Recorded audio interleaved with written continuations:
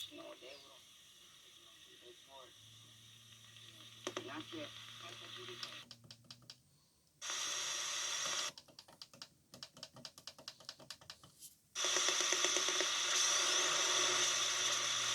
Programat să aibă loc 7 iunie 2020.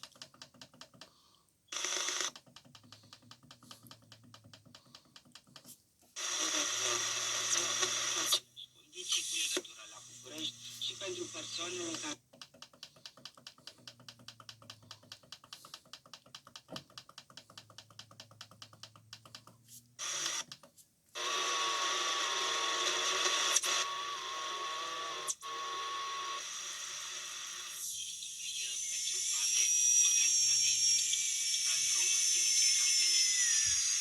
în marja celebrării Zilei Culturii Naționale a României.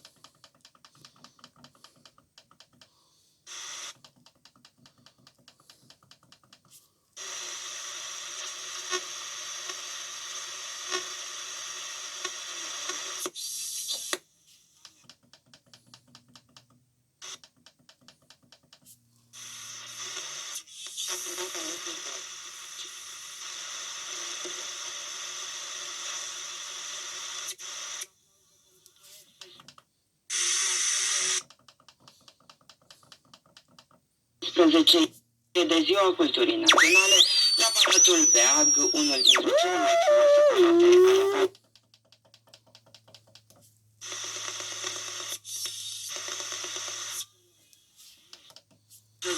Poezii de Mihai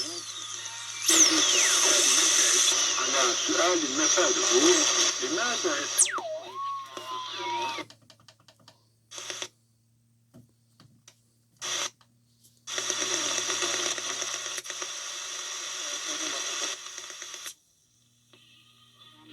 poeziei, promovare și restituire și în același timp de excepție. Inițiativul Aplauze pentru poet este un proiect inedit de promovare a poeziei românești clasice și moderne pentru publicul adult, dar și